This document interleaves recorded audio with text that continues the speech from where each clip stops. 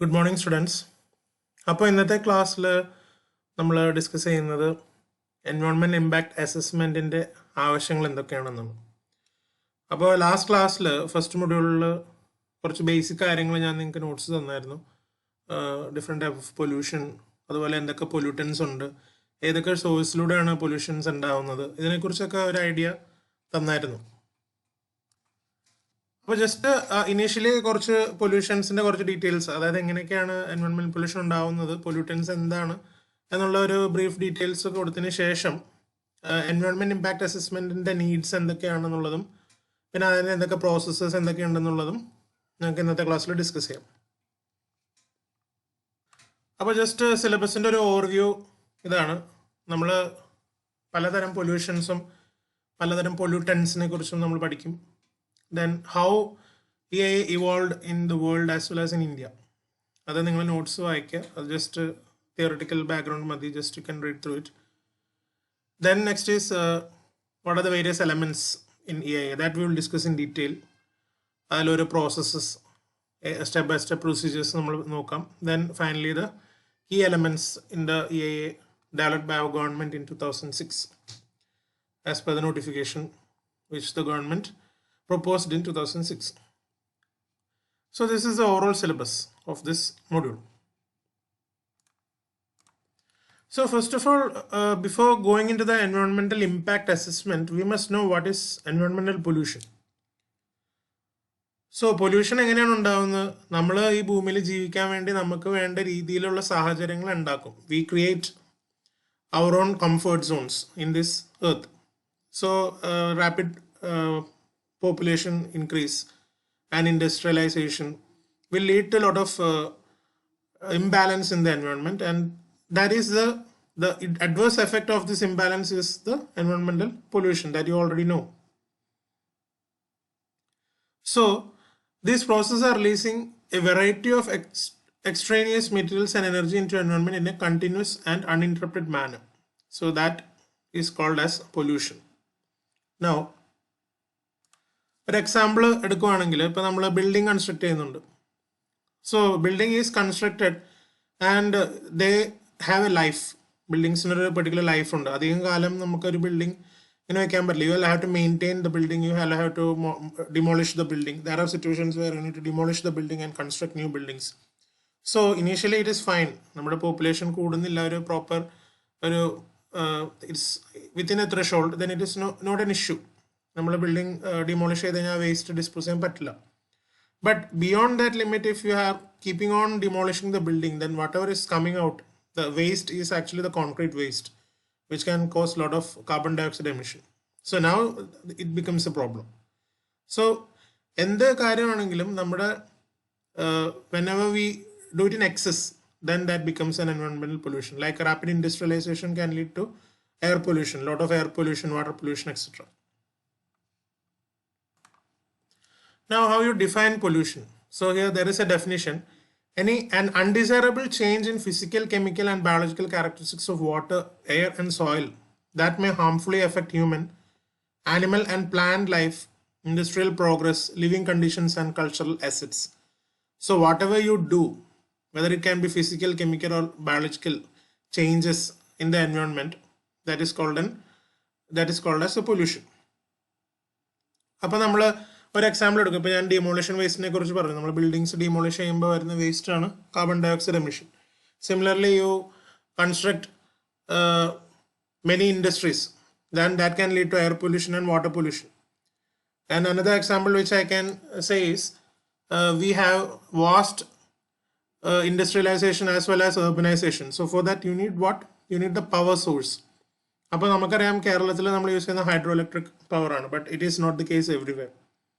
ചില സ്റ്റേറ്റ്സിലൊക്കെ it is based on coal power പ്ലാന്റ്സിൽ നിന്നായിരിക്കും നമ്മളിപ്പോൾ NTPC പോലത്തെ പ്രൊജക്ട്സിൽ കോളിൽ നിന്നായിരിക്കും നമ്മൾ പവർ ജനറേറ്റ് ചെയ്യുന്നത്. So after burning the coal, lot of ash is produced. So that is quantitatively it is causing lot of trouble. അത് ഡിസ്പോസ് ചെയ്യാനുള്ള ഇഷ്യൂസും, അതുപോലെ തന്നെ it is a very fine ash. അപ്പോൾ അത് അറ്റ്മോസ്ഫിയറിൽ പറക്കും, it is dusty. So it can cause problems to the health also of the people. So ultimately whatever developments we are making in this in this earth for our better living conditions, that in turn affects us. It bounces back into air pollution, any kind of pollutions. Now, what is a pollutant? So pollutant can be anything, like it can be heat, it can be sound, anything, air, the air you breathe. So this adverse effect of industrialization and whatever we are doing, however we are changing the environment, that is in turn affecting as pollution, and that object which causes problem is called the pollutant. For example, polluted water, polluted air, dust, or you can say anything, that solid waste. നമ്മൾ ഇപ്പോൾ കുറേ plastic വേസ്റ്റുകൾ കുറേ നമ്മൾ dispose ചെയ്യാൻ പറ്റാത്ത അവസ്ഥയിലാണ്. That is also a pollutant, solid waste. So a lot of wastes are even food waste. If it is some food, if they degrade, they do not degrade immediately. It takes time. So you dump a lot of waste, the excreta, everything, and you don't have space for it. You keep on dumping it anywhere. So ultimately that can also, it will react with the nature, and that can also finally, it will be a harmful pollutant.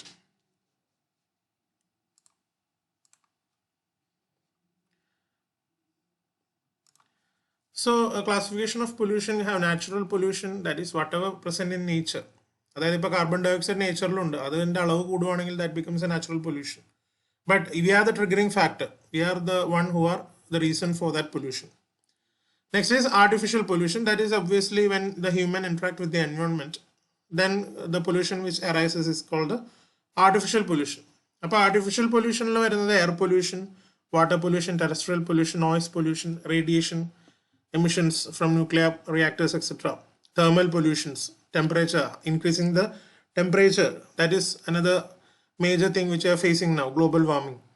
Then industrial pollution. Obviously you have a lot of industries, you need industries, but in some cases നമ്മൾ industries construct ചെയ്യുമ്പോൾ നമ്മൾ എല്ലാ വശങ്ങളും നോക്കാതെ industries develop ചെയ്താൽ that in turn also cause huge discomfort to our life. Now here we have a list of industries causing different types of pollution. So type of industries തന്നിട്ടുണ്ട്, എന്താണ് pollution. ഇപ്പോൾ ഒരു എക്സാമ്പിൾ പറഞ്ഞാൽ brick industry നമുക്ക് വെള്ളം pollute ആവും, air pollute ആവും. For example telecom industry, it is creates lot of solid waste and also leads to air pollution. Now petroleum based industries, it leads to water pollution, air pollution. So you can see that the major pollutants you can see here, whatever pollutants are there, they are ultimately polluting the air you breathe, the water you intake, as well as the solid waste pollution. That means even the soil, the solid waste you dump, it will affect the soil. So ultimately once it affects the soil, it affects the groundwater. So water is polluted, the soil is polluted, and even the air you breathe is polluted. So everything which makes our life comfortable, that is getting polluted. So just go through the lists. What are the various industries or various human outcomes which are leading to pollution. So now let us move on to the classifications of pollutants. So you can classify in various ways. One way is on the basis of existence in nature. അപ്പോൾ നേച്ചറിൽ എങ്ങനെയാണ് exist ചെയ്യുന്നതെന്നുള്ള രീതിയിൽ. അപ്പോൾ nature already ഉള്ളൊരു കാര്യം കുറച്ച് കൂടുതൽ അളവിലുണ്ടെങ്കിൽ that is called as quantitative pollution. That is it is quantitative. Because of quantity it is a pollutant.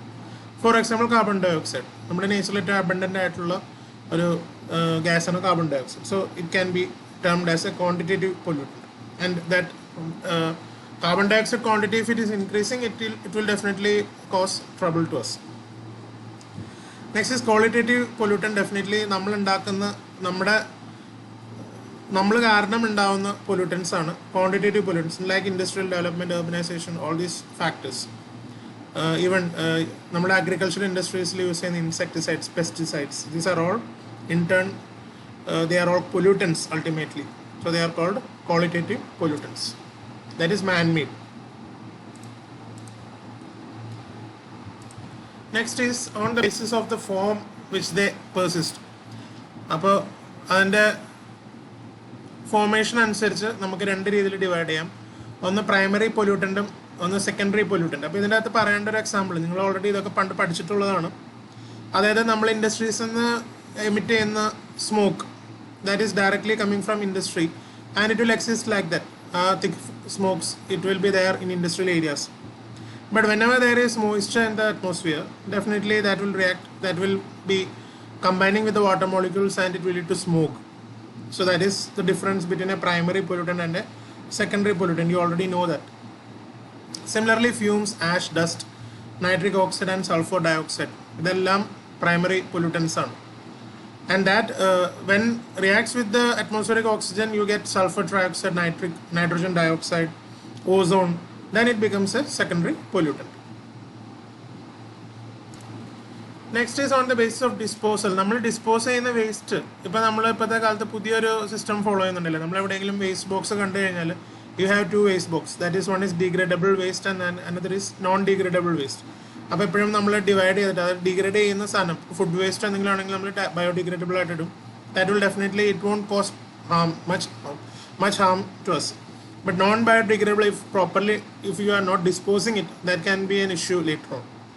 So അതന്നെയാണ് biodegradable means നമ്മുടെ ഫുഡ് വേസ്റ്റും നമ്മുടെ human etc, animal excreta, all these come under biodegradable pollutants.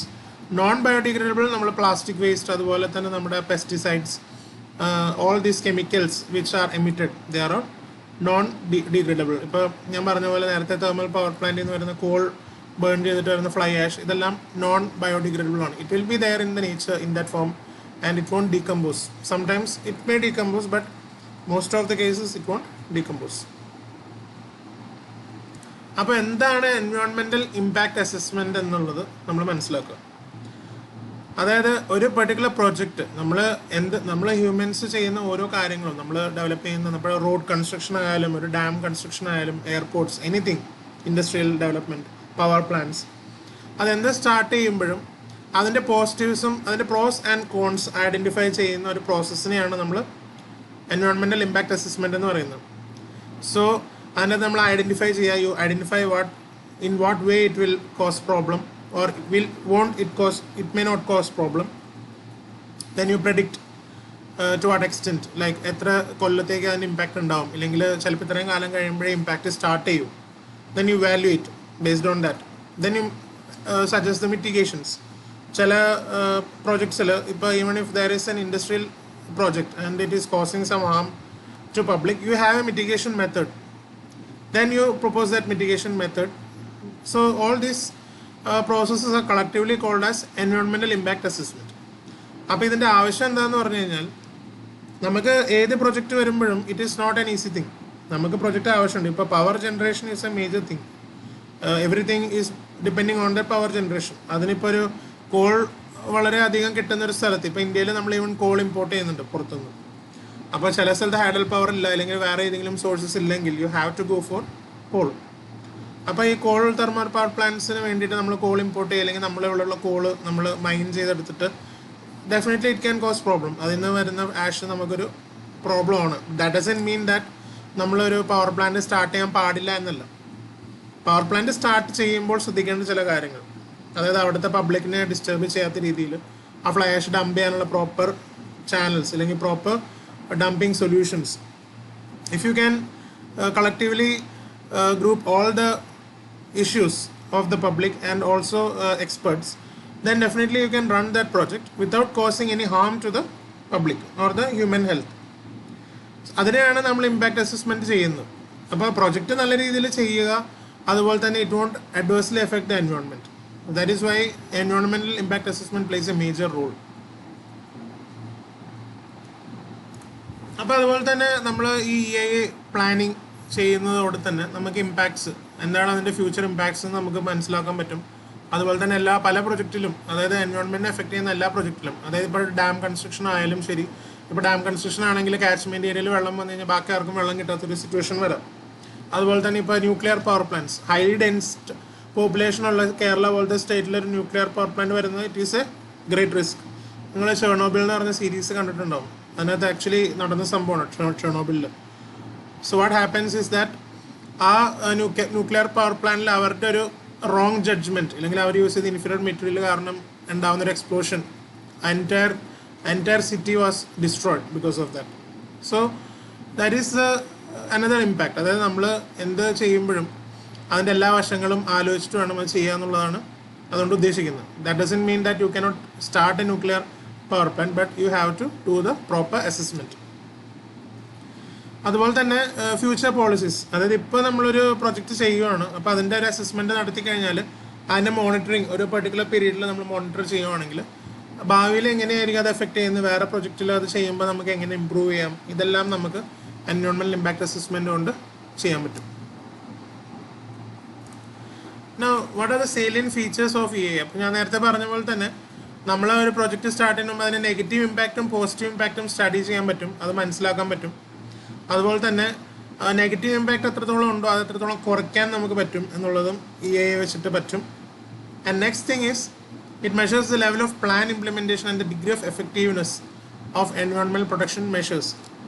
അപ്പോൾ ഒരു example പറയുകയാണെങ്കിൽ ഞാൻ നേരത്തെ പറഞ്ഞ പോലെ തന്നെ ഈ തെർമൽ പവർ പ്ലാന്റിൻ്റെ കേസ് പറയുമ്പോൾ, because it is A major thing which you are, നിങ്ങൾ ആ ഫീൽഡിൽ നിങ്ങൾ റിസർച്ച് ചെയ്യുമ്പോഴൊക്കെ നിങ്ങൾക്ക് അറിയാൻ പറ്റും. കോൾ പവർ പ്ലാന്റ്സിൽ നിന്ന് നമ്മൾ കൺട്രിയിൽ ഇപ്പോൾ നിലവിൽ അറൗണ്ട് 200 മില്യൺ ടൺസാണ് ഒരു കൊല്ലം ജനറേറ്റ് ചെയ്യുന്ന fly ash. That is A waste generated from call power plants. Call can be of 2 types, lignite ഉണ്ട്, ആന്ത്രസൈറ്റ് കോൾ. അതിൻ്റെ ഡീറ്റെയിൽസിലേക്ക് ഞാൻ പോകുന്നില്ല, ജസ്റ്റ് ഐഡൻറ്റിഫൈ ആസ് കോൾ. കോളിൽ നിന്ന് വരുന്ന ഫ്ലൈ ആഷിൻ്റെ വേസ്റ്റ് എന്ന് പറയുന്നത് അറൗണ്ട് 200 മില്യൺ ടൺസ് ആണ്. അപ്പോൾ പണ്ട് ഈ കോളിൽ നിന്ന് ഫ്ലൈ ആഷ് ജനറേറ്റ് ചെയ്യുമ്പോൾ നമുക്ക് ഡംപ് ചെയ്യാനായിട്ട്, വേസ്റ്റ് ഡംപ് ചെയ്യാനുള്ള സ്ഥലം ഉണ്ടായിരുന്നു. ബട്ട് നമ്മുടെ പോപ്പുലേഷൻ അതുപോലെ കൂടുവാണ്, ആൾക്കാർക്ക് താമസിക്കണം, അപ്പോൾ dumping areas കുറഞ്ഞുകൊണ്ടിരിക്കുകയാണ്.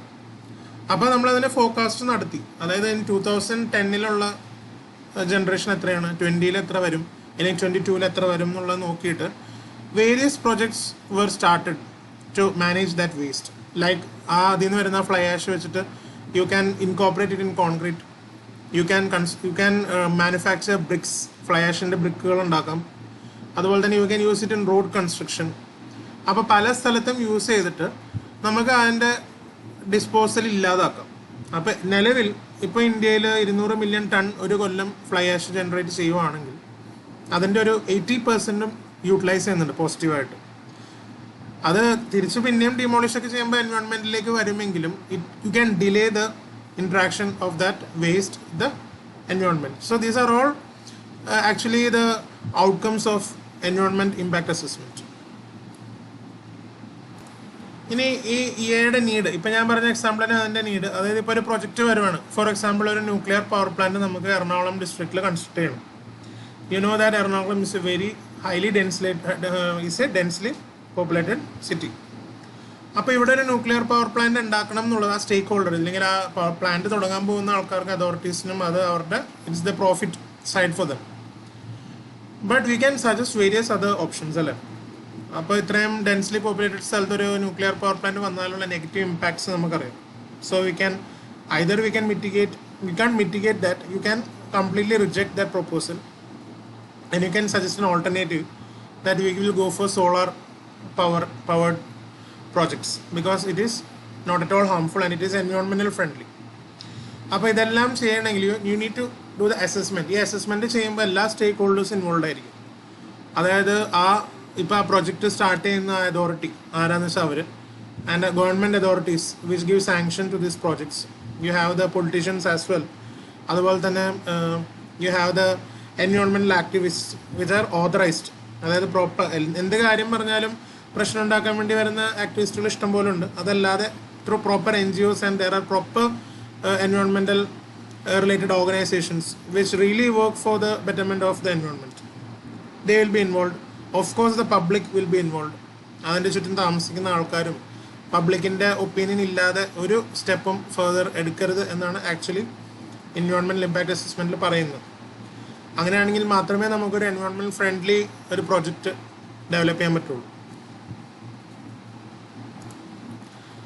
Next is what are the goals you get. അതായത് EA കൊണ്ടുള്ള ഗുണങ്ങൾ എന്തൊക്കെയാണ്? First is resources conservation.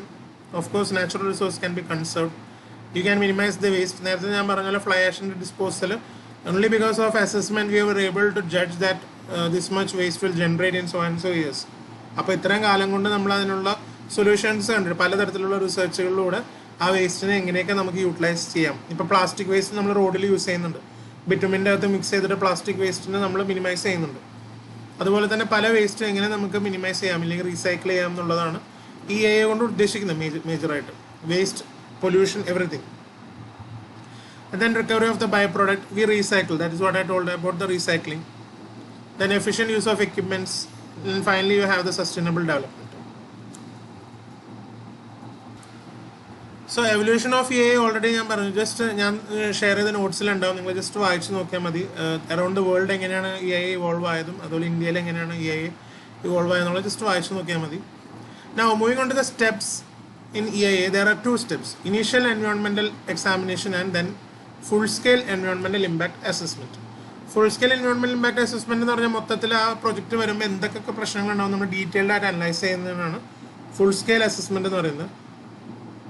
Initial environmental assessment basically നമുക്കത് വേണോ വേണ്ടയോ എന്നുള്ളത്, അതായത് നമ്മൾ EIA ചെയ്യണോ വേണ്ടയോ എന്നുള്ളൊരു ഇനീഷ്യൽ സ്റ്റേജാണ്. അതായത് അതിൻ്റെ ആവശ്യമില്ലെങ്കിൽ we do not go into the full scale assessment.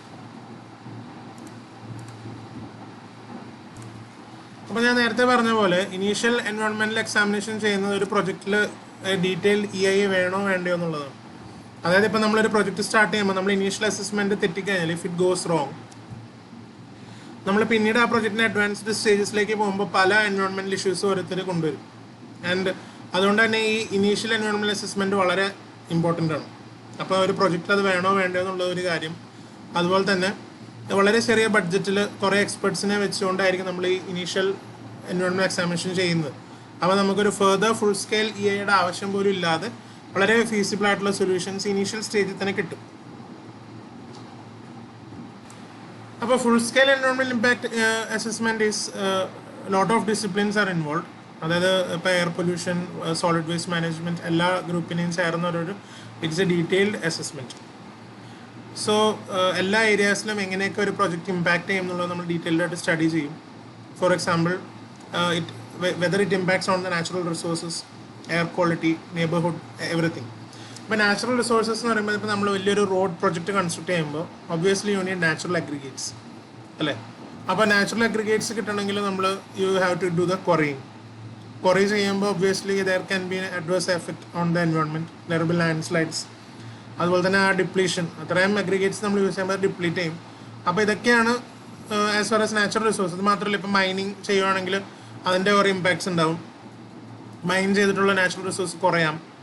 Similarly, if you start in industry, it will effect air quality and some very complicated constructions if you are doing in the vicinity of lot of people are staying. ഒരു residential area അടുത്താണെങ്കിൽ that can effect them. So anyway it can impact. Even sound pollution is also. ഇപ്പോൾ piling activities ശരിക്കും ഒരു kind of sound പൊല്യൂഷനാണ്. So impact assessment can be divide into 3. First one is the scope identification method, prediction method and evaluation method. അപ്പോൾ scope identification എന്ന് പറഞ്ഞാൽ ഏതൊക്കെ മേഖലകളിലാണ് impact വരുന്നതെന്ന് നോക്കാം. ഏതൊക്കെ സ്ഥലത്ത് ഇത് എഫക്റ്റ് ചെയ്യും. Whether it is affecting air, whether it is affecting the water, whether it is affecting the soil, the entire natural flora and fauna, whether it is having an impact on the noise. All these things you have to consider in the scope identification method. Next is prediction method. ഒരു particular impact എത്ര കാലത്തേക്ക് ഉണ്ടാവുമെന്ന് predict ചെയ്യാം. അതായത് short term ആണോ long term ആണോ എന്ന് predict ചെയ്തിട്ട് അതിൻ്റെ ബേസിസിൽ ഒരു അസസ്മെൻറ്റ് നടത്തുക. അതാണ് പ്രഡിക്ഷൻ മെത്തഡ് എന്ന് പറയുന്നത്. Last one is evaluation. നമ്മൾ പല രീതിയിൽ ഇവാലുവേറ്റ് ചെയ്തിട്ട് ഏറ്റവും കൂടുതൽ എഫക്റ്റ് ചെയ്യുന്ന ഭാഗം ഏതാണെന്ന് നോക്കിയിട്ട് അതിനെക്കുറിച്ച് കൂടുതൽ പിന്നെയും പഠിച്ചതിന് ശേഷം വളരെ നല്ലൊരു സൊല്യൂഷനിലേക്ക് എത്തുക. അതിനെ ഇവാലുവേറ്റ് ചെയ്തിട്ട് അധികം എൻവയോൺമെൻറ്റൽ ഡാമേജ് ഇല്ലാത്തൊരു ഓൾട്ടർനേറ്റീവ് സജസ്റ്റ് ചെയ്യുന്നതിനാണ് നമ്മൾ ഇവാലുവേഷൻ അസസ്മെൻറ്റ് എന്ന് പറയുന്നത്. So these are the 3 types of assessments. Next, let us discuss about the processes involved or various steps in EIA. So first one is the project screening. Project സ്ക്രീനിങ്ങിൽ നമ്മൾ ആദ്യം പറഞ്ഞ പോലെ EIAയുടെ ഒരു ആവശ്യമുണ്ടോ, അതൊരു ഹൗസിംഗ് പ്രൊജക്റ്റാണെന്ന് വിചാരിക്കാം. അത് കാര്യമായിട്ട് ആൾക്കാരെ ബുദ്ധിമുട്ടിക്കാത്തൊരു പ്രൊജക്റ്റ് ആണെങ്കിൽ we don't need an assessment there. Whether as it is an industry, then definitely you have to do the proper impact assessment. The next is scoping. സ്കോപ്പിങ്ങിൻ്റെ അകത്ത് എന്തൊക്കെയാണ് മേജറായിട്ട് വരുന്ന കാര്യങ്ങളെന്ന് ഡിസ്കസ് ചെയ്യുന്ന ഒരു സ്റ്റേജാണ് സ്കോപ്പിംഗ് എന്ന് പറയുന്നത്. So this will effect in the long term. അതായത് ഈ സ്റ്റേജിൽ നമ്മൾ കീ ആസ്പെക്ട്സ് ഡിസൈഡ് ചെയ്യുക. അതായത് ഈ ഒരു ഇൻഡസ്ട്രി വരുവാണെങ്കിൽ ഏതൊക്കെ മേഖലകളിൽ എഫക്ട് ചെയ്യും എന്നുള്ളത് പ്രോപ്പറായിട്ട് ഐഡൻറ്റിഫൈ ചെയ്തിട്ട് അതിനൊരു പ്രോപ്പർ സൊല്യൂഷൻ കണ്ടുപിടിക്കുന്ന ഒരു സ്റ്റേജാണ് സ്കോപ്പിംഗ്. അപ്പോൾ ഇവിടെ ശരിക്കും പബ്ലിക് ഇൻവോൾവ്മെൻറ്റും ഉണ്ടാവും. അപ്പോൾ പബ്ലിക് ഇൻവോൾവ്മെൻറ്റ് ഉള്ളത് വെച്ചാൽ അവരെയും കൂടെ എഫക്ട് ചെയ്യുന്നതായതുകൊണ്ട് definitely during the scoping stage public is involve. അപ്പോൾ ഇതിൻ്റെ ബെനിഫിറ്റ്സ് എന്തൊക്കെയാണെന്ന് പറഞ്ഞാൽ, ഒന്ന് നമ്മൾ ഏർലി സ്റ്റേക്ക് ഹോൾഡർ ഐഡൻറ്റിഫിക്കേഷൻ. അതായത് സ്റ്റേക്ക് ഹോൾഡേഴ്സ് എന്ന് പറഞ്ഞു കഴിഞ്ഞാൽ ആ പ്രോജക്റ്റ് പ്രൊപ്പോസൽ കൊണ്ടുവരുന്ന ആളും അതുപോലെ government authority, public which are residing nearby, all are stakeholders. അപ്പോൾ ഇവരെയൊക്കെ ഐഡൻറ്റിഫൈ ചെയ്യുക. അതുപോലെ തന്നെ എല്ലാവരുടെയും കൺസേൺസ്, അതായത് ഇപ്പോൾ സ്റ്റേക്ക് ഹോൾഡേഴ്സിൻ്റെ എല്ലാവരുടെയും കൺസേൺസ് അക്യുമുലേറ്റ് ചെയ്തിട്ട് അതിന് ആ രീതിയിൽ നമ്മൾ പ്രൊപ്പോസൽ പ്ലാൻ ചെയ്യുക. ഇതൊക്കെയാണ് സ്കോപ്പിംഗ് കൊണ്ടുള്ള ബെനിഫിറ്റ്. അതുപോലെ തന്നെ പല ഡാറ്റാസും നമുക്ക് ഐഡൻറ്റിഫൈ ചെയ്യാൻ പറ്റും. ചില പ്രൊജക്ട്സിൽ നമുക്ക് ഇപ്പോൾ ഒരു പ്രൊജക്റ്റ് വരുവാണെങ്കിൽ വാട്ടർ പൊല്യൂഷനെ എഫക്റ്റ് ചെയ്യുന്നുണ്ട്. അപ്പോൾ ഇനീഷ്യലി വാട്ടർ പൊല്യൂഷനുള്ള ഏരിയ ആണോ, അതോ ഇത് ഇങ്ങനത്തെ ഒരു സിമിലർ ഇൻഡസ്ട്രി ഉള്ള സ്ഥലത്ത് എന്തെങ്കിലും വാട്ടർ പൊല്യൂഷൻ ഉണ്ടായിട്ടുണ്ടെങ്കിൽ അതിൻ്റെ ഡാറ്റ കളക്ട് ചെയ്യുക. ഡാറ്റ ഗ്യാപ്സ് ഉണ്ടെങ്കിൽ പിന്നീട് റിസർച്ച് ചെയ്തിട്ട് you find more data related to that. All these things will help. അതുപോലെ തന്നെ ഒരു ഈ പ്രൊജക്റ്റിൻ്റെ ത്രൂ ഔട്ട് ദ ഡ്യൂറേഷൻ നമ്മൾ ഒരു മോണിറ്ററിങ് ആവശ്യമുണ്ടോ, അതോ ഇനീഷ്യൽ സ്റ്റേജസിൽ മാത്രം മതിയോ, ഇങ്ങനത്തെ കാര്യങ്ങളെല്ലാം നമുക്ക് സ്കോപ്പിങ്ങിലൂടെയാണ് നമ്മൾ ഐഡൻറ്റിഫൈ ചെയ്യുന്നത്. So next step is consideration of alternative. അപ്പോൾ എപ്പോഴും project proponent or whoever is coming with the proposal, he should have an alternative plan. ആ പർട്ടിക്കുലർ സൈറ്റിൽ ആ പ്രൊജക്റ്റ് വർക്കൗട്ട് ആവില്ലെങ്കിൽ വേറെ എന്തൊക്കെ ഏത് സൈറ്റിലേക്ക് അത് മാറ്റാം, ഇല്ലെങ്കിൽ അവിടെ തന്നെ ഇഫ് വിത്ത് സം മോഡിഫിക്കേഷൻ ആരെ എഫക്റ്റ് ചെയ്യാത്ത രീതിയിൽ എങ്ങനെ ആൾക്ക് ആ പ്രൊജക്റ്റ് കൊണ്ടുപോകാം. അപ്പോൾ ഇതെല്ലാം ഓൾട്ടർനേറ്റീവ്സ് ആളുടെ ഉണ്ടാവും. So that is considering his alternatives is the next step. That is after the scoping. സ്കോപ്പിങ്ങിലൂടെ നമുക്ക് മനസ്സിലാവുകയാണ് ഇത് പബ്ലിക്കിന് വളരെ ഇഷ്യൂ ഉണ്ടാക്കുന്ന ഒരു പ്രൊജക്റ്റ് ആണെങ്കിൽ then we think about the alternatives. Then the description of the project or the developments, what all things is going to plan, അയാളുടെ ലൊക്കേഷൻ, അയാളുടെ പ്രോസസ്സ് എന്തൊക്കെയാണ്, അയാളുടെ പ്രൊജക്റ്റിൻ്റെ ഓരോ സ്റ്റേജസ് എങ്ങനെയാണ്, and what is the major impact of that project. അതുകൊണ്ട് എന്തെങ്കിലും ഗുണങ്ങളുണ്ടോ, അതോ if the positives are less and the negatives are high, then definitely we need not go for that project. Then next is the environmental baseline. That is ഇതിനെ base ചെയ്തിട്ട് തന്നെ ആദ്യം പറഞ്ഞ കാര്യം തന്നെ, അതായത് ഫോർ എക്സാമ്പിൾ ഒരു ഇപ്പോൾ നമ്മൾ കൊക്കോക്കോളയുടെ ഫാക്ടറി വരുമ്പോൾ ഞങ്ങൾ പറഞ്ഞ കുറേ ഇഷ്യൂസ് വന്നില്ല. ഗ്രൗണ്ട് വാട്ടർ അവർ ആ മാനുഫാക്ചർ ചെയ്യാനായിട്ട്, അത് കോക്ക് മാനുഫാക്ചർ ചെയ്യാനായിട്ട് അവിടുത്തെ ഗ്രൗണ്ട് വാട്ടർ ഫുൾ എടുത്തിട്ട് അവിടുത്തെ ആൾക്കാർക്ക് വെള്ളം കിട്ടുന്നില്ല എന്നൊരു പ്രശ്നമുണ്ടായിരുന്നു. I was just think that ആ ഫാക്ടറി വരുന്നതിന് മുമ്പ് അവിടെ ground water there was surplus, people were happy, and once that industry came they were having issues with the water. There was water scarcity because of that industry. So ആ industry വരുന്നതിന് മുമ്പുള്ള അവസ്ഥയും അത് വന്നു കഴിഞ്ഞുള്ള അവസ്ഥയും ജനങ്ങളെ കൃത്യമായി പറഞ്ഞ് മനസ്സിലാക്കിയില്ലെങ്കിൽ there will be a lot of issues in future. അപ്പോൾ that is the description of environment base line. അതായത് വരുന്നതിന് മുമ്പുള്ള അവസ്ഥ എന്താണോ, വന്നു കഴിഞ്ഞിട്ട് അവസ്ഥയിൽ കാര്യമായിട്ട് മാറ്റമൊന്നും ഉണ്ടാവില്ല, അല്ലെങ്കിൽ ഹി അഷ്യൂർസ്, ആ പ്രൊജക്ട് പ്രൊപ്പോസൽ കൊണ്ടുവരുന്ന ആൾ അഷ്യൂർ ചെയ്യാണ് അവിടുത്തെ ആൾക്കാർക്ക് യാതൊരു പ്രശ്നം ഉണ്ടാവില്ല, അല്ലെങ്കിൽ പ്രശ്നം ഉണ്ടാവുകയാണെങ്കിൽ if the authority finds that it is a problem then that project will be terminated or ആ ലൊക്കേഷൻ മാറ്റും വേറെ എവിടെയെങ്കിലും. So that is the description of the എൻവയോൺമെന്റൽ ബേസ് ലൈൻ. അതും ഈ പ്രോസസ്സിലുള്ളതാണ്. Next is identification of the key impacts. അതായത് ഈ പ്രൊജക്റ്റ് വരുവാണെങ്കിൽ എന്തൊക്കെ കാര്യങ്ങളാണ് എവിടെയൊക്കെ എഫക്റ്റ് ചെയ്യും എന്നുള്ളത് കൃത്യമായിട്ട് മനസ്സിലാക്കി വെക്കാം.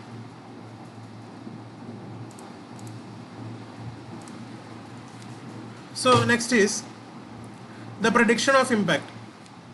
So this step aims to identify the likely magnitude of the change in the environment when the project is implemented in comparison with the situation when the project is not carried out. അപ്പോൾ ഇവിടെ നമുക്ക് ചെർണോബിളിൻ്റെ incident പറയാം. ഞാൻ ആ nuclear power plant ഡിസാസ്റ്ററിനെ കുറിച്ച് ഇവിടെ ഒരു example പറയാം.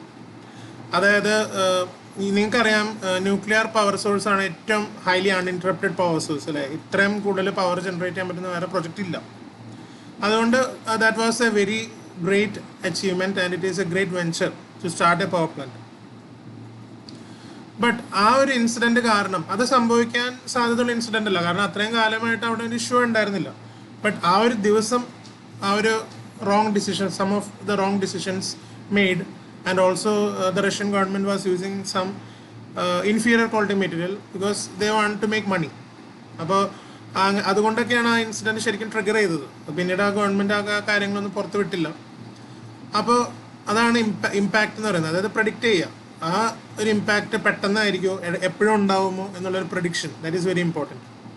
അതുപോലെ സിഗ്നിഫിക്കൻസ്, ദാറ്റ് ഈസ് ഇതിൻ്റെ പ്രത്യാഘാതം എന്താണോ അത് എത്ര തവണ നടക്കാൻ ചാൻസ് ഉണ്ട്, ഇതാണ് സിഗ്നിഫിക്കൻസ് ഉദ്ദേശിക്കുന്നത്. That is why significance is consequence multiplied by likelihood.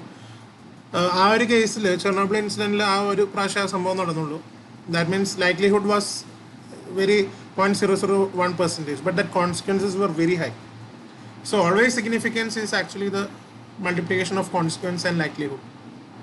അപ്പോൾ ഒരു പ്രൊജക്റ്റ് നമ്മൾ അതിനൊരു ഗ്രീൻ സിഗ്നൽ കൊടുക്കുമ്പോൾ you have to assess the significance, എത്രത്തോളം ആ ഇമ്പാക്റ്റ് എഫക്റ്റ് ചെയ്യും എന്നുള്ളത് നമ്മൾ ആലോചിച്ചിട്ട് വേണം ആ പ്രൊജക്റ്റ് സ്റ്റാർട്ട് ചെയ്യുന്നത്. അപ്പോൾ ശരിക്കും പറഞ്ഞു കഴിഞ്ഞാൽ ഡെൻസ്ലി പോപ്പുലേറ്റഡ് ആയുള്ള സ്ഥലത്ത് ഒരു ന്യൂക്ലിയർ റേഡിയേഷൻ വന്നു കഴിഞ്ഞാൽ ആൾക്കാരെ അത്രയ്ക്ക് എഫക്റ്റ് ചെയ്യുമെന്ന് അറിയുവാണെങ്കിൽ ഇത്രയും പെരിമീറ്റർ, വലിയൊരു കിലോമീറ്റർ പെരിമീറ്ററിനുള്ളിൽ ഒരു ആൾക്കാരും താമസിക്കുന്നുള്ള രീതിയിൽ വേണം നമ്മൾ ആ പ്രൊജക്ട്സ് ഒക്കെ പ്ലാൻ ചെയ്യാനായിട്ട്. Even though likelihood is less, the consequences will be very high. Then mitigation. Obviously നമ്മൾ ആ പ്രൊജക്റ്റ് കാരണം എന്തെങ്കിലും ഇഷ്യൂ വരുവാണെങ്കിൽ അത് മിറ്റിഗേറ്റ് ചെയ്യാനുള്ള മെഷേഴ്സ് നമ്മൾ ഇനീഷ്യലി എടുക്കണം. That is very important. ആ മിറ്റിഗേഷൻ ചെയ്യുവാണെങ്കിൽ ദെൻ യു ആർ സേഫ്. ഇപ്പോൾ നേരത്തെ ഫ്ലൈ ആരും പറഞ്ഞല്ലോ, ഫ്ലൈ ആഷ് പ്രോപ്പറായിട്ട് ഡിസ്പോസ് ചെയ്യാനുള്ള സിറ്റുവേഷൻ ഉണ്ടെങ്കിൽ നോ പ്രോബ്ലം. അതുപോലെ പ്ലാസ്റ്റിക് വേസ്റ്റ് ഡിസ്പോസ് ചെയ്യാനുള്ള സംവിധാനം ഉണ്ടെങ്കിൽ you can manufacture as much as plastic, no problem. There is no need of any ban on a particular micron of plastic. Then comes the public consultation and participation. Obviously throughout this EIA assessment process നമ്മൾ public consultation ഇല്ലാതെ ആ sanction ചെയ്യുന്ന അതോറിറ്റിയും ഈ project പ്രൊപ്പോണൻറ്റ്, ഈ project പ്രൊപ്പോസലായിട്ട് വരുന്ന ആളും മാത്രം തമ്മിൽ ഡിസ്കസ് ചെയ്യുവാണെങ്കിൽ that will definitely cause lot of problems. അതിപ്പോൾ ഈ പറയുന്ന പോലെ നമ്മൾ ഫാമേഴ്സ് ബില്ല് ഇപ്പോൾ ഭയങ്കര ഇഷ്യൂ ആണ്. ഫാമേഴ്സ് ബില്ല് ശരിക്കും പറഞ്ഞാൽ ഇറ്റ് ഈസ് ഓൾസോ എൻ എൻവയോൺമെൻറ്റൽ പ്രോബ്ലം. ഫാമേഴ്സിൻ്റെ അവരുടെ ലൈഫിനെ എഫക്ട് ചെയ്ത് കഴിഞ്ഞാൽ then we don't have food to eat. അപ്പോൾ ഈ ഡിസിഷൻസ് ഒക്കെ എടുക്കുന്ന അതോറിറ്റി ലെവലിലുള്ളവരാണ്. അവർ പബ്ലിക്കിനോടും ചോദിക്കുന്നില്ല, സ്റ്റേക്ക് ഹോൾഡറിനോടും ചോദിക്കുന്നില്ല, അവരായിട്ട് ഡിസൈഡ് ചെയ്യണം.